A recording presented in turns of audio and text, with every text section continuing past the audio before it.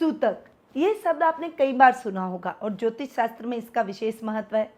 ग्रहण काल से पहले सूतक की अवधि बताई जाती है और उस सूतक की अवधि में क्या करना चाहिए क्या नहीं करना चाहिए उसके बारे में बताया जाता है। तो लगभग प्रत्येक व्यक्ति को उस ग्रहण काल के सूतक के बारे में पता होता है, पर ज्योतिष शास्त्र में सूतक मात्र ग्रहण काल तक ही सीमित नहीं है। सूतक की व्याख्या बहुत ही विस्तार पूर्वक ज्योतिष शास्त्र में दी गई है।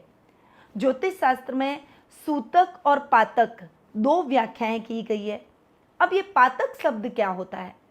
सूतक का मतलब जन्म लेने वाले शिशु से जुड़ा गया है और पातक का मतलब मरण वाले व्यक्ति से जुड़ा गया है।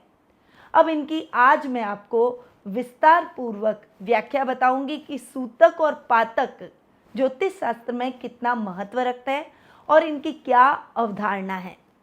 नमस्कार, मैं निधि श्रीमाली आपके अपने इस YouTube चैनल में आप सभी का स्वागत करती हूँ।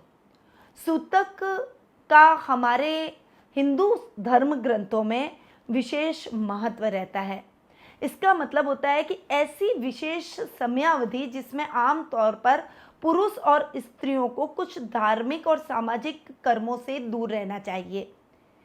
इस अवधि में सूतक लगे हुए परिवार के किसी भी व्यक्ति को कुछ धार्मिक कार्यों से दूर रहना चाहिए, जैसे मंदिर जाना, पूजा पाठ करना, यज्ञ हवन करना या फिर शुभ या मांगलिक कार्य करना।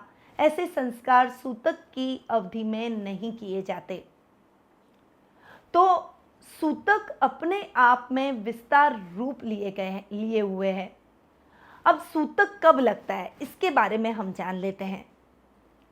सूतक केवल ग्रहण काल से पहले ही नहीं लगता, बल्कि वैदिक शास्त्र के अंदर, हिंदू धर्म ग्रंथों के अंदर जब कोई शिशु का किसी घर में जन्म होता है तब उस परिवार के सदस्यों को सूतक लग जाता है। इस सूतक की अवधि 10 दिनों की होती है और इन 10 दिनों के भीतर परिवार के सदस्य कोई भी धार्मिक गतिविधियों में भाग नहीं लेते। साथ ही बच्चे को जन्म देने वाली स्त्री के लिए रसोई घर में जाना या दूसरे काम करना निषेध माना गया है। जब तक कि घर में हवन ना हो जाए तब तक वह सूतक समाप्त नहीं होता। शास्त्रों के अनुसार सूतक की अवधि विभिन्न वर्णों के लिए अलग अलग रखी गई है। ब्राह्मणों के लिए सूतक 10 दिन का होता है, वैश्यों के लिए 20 का, क्षत्रियों के लिए 15 दिन का और शूद्रों के लिए 30 दिन के सूतक की अवधि मानी जाती है। अब है पातक पर विचार हम करते हैं कि पातक क्या होता है। तो जिस घर में किसी व्यक्ति की मृत्यु हो जाती है, गरुड़ पुराण के अनुसार उस सूतक अवधि को पातक कहा जाता है और उस व्यक्ति की मृत्यु के पश्चात उस घर के सभी सदस्यों को पातक के नियमों का पालन करना पड़ता है और ये अवधि जो होती है वह 12 दिन की बताई गई है। अब सूतक और पातक के वैज्ञानिक आधार भी हैं। वैज्ञानिक आधार कैसे कि सूतक और पातक न सिर्फ धार्मिक कर्म कांड है, इन दोनों का वैज्ञानिक तथ्य भी है, क्योंकि हमारे ज्योतिष शास्त्र के अंदर जो भी धर्म कर्म के कार्य किए जाते हैं, जो भी नियम बताए गए हैं, उनका सबका वैज्ञानिक आधार है। चूंकि किसी घर में शिशु का जन्म हुआ है या फिर किसी व्यक्ति की किसी घर में मृत्यु हुई है, तो इस अवस्था में संक्रमण फैलने की संभावना अधिक रहती है। ऐसे में अस्पताल या शमशान या घर के नए सदस्य के आगमन या किसी व्यक्ति की अंतिम विदाई के बाद में घर में संक्रमण का खतरा मंडराने लगता है। इसलिए इन दोनों प्रक्रियाओं में बीमारियों से बचने के लिए इन प्रक्रियाओं का पालन किया जाता है, यानी सूतक और पातक के नियमों का पालन किया जाता है, जिससे घर की, पारिवारिक सदस्यों की और शरीर की शुद्धि की जाती है। जब सूतक और पातक की अवधि समाप्त हो जाती है तो घर में हवन किया जाता है, जिससे घर का वातावरण शुद्ध हो जाए और उसके पश्चात परमपिता परमेश्वर से नई शुरुआत के लिए प्रार्थना की जाती है। अब ग्रहण काल में जो सूतक लगता है, उस सूतक काल की जो अवधि होती है उसके पहले यदि कोई भोजन तैयार किया हुआ पका हुआ भोजन है और फ्रेश भोजन है जिसे आप सूतक काल के पश्चात खाना चाहते हैं, तो उस भोजन पर कुशा रख देनी चाहिए जिससे वह भोजन दूषित न हो।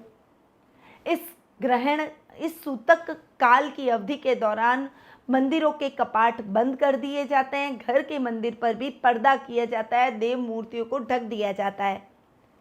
केवल इस सूतक काल के दौरान कोई भी पठन पाठ पूजा मंत्रोच्चारण या फिर छोटा कोई घर में आप हवन करना चाहते हैं तो वो आप कर सकते हैं।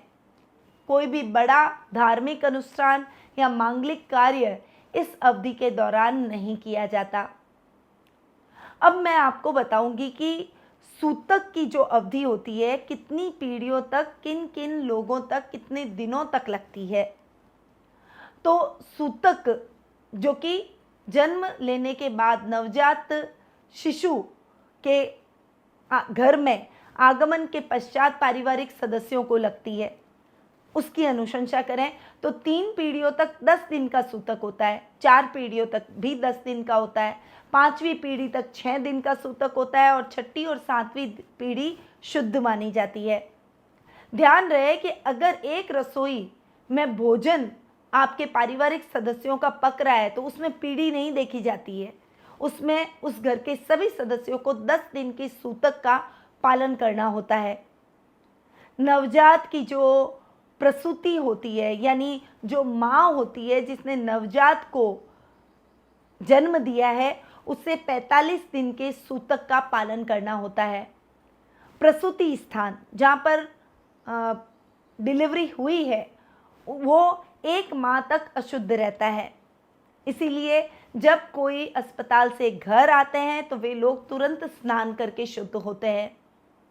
अब यदि आपकी पुत्री ने अपने पियर में पुत्र या पुत्री को शिशु को जन्म दिया है तो पियर वालों को 3 दिन का सूतक लगता है और ससुराल वालों को, अगर ससुराल में शिशु का जन्म हुआ है तो 10 दिन का सूतक ससुराल वालों को लगता है।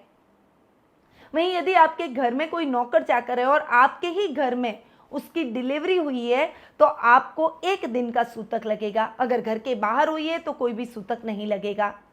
वहीं पशुओं के लिए गाय भैंस घोड़ी बकरी, अगर इस तरह के पशु आपके घर में हैं और उन्होंने किसी शिशु को जन्म दिया है तो बच्चा होने पर 1 दिन का सूतक आपके घर में रहेगा। अगर घर के बाहर जन्म हुआ है तो कोई भी सूतक आपको नहीं लगेगा।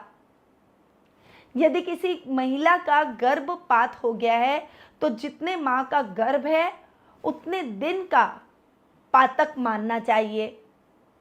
घर में कोई व्यक्ति तपस्वी या साधु हो गया है तो उस घर में अगर किसी शिशु का जन्म हुआ है या किसी व्यक्ति की मृत्यु हुई है तो सूतक और पातक उस सन्यासी को नहीं लगता।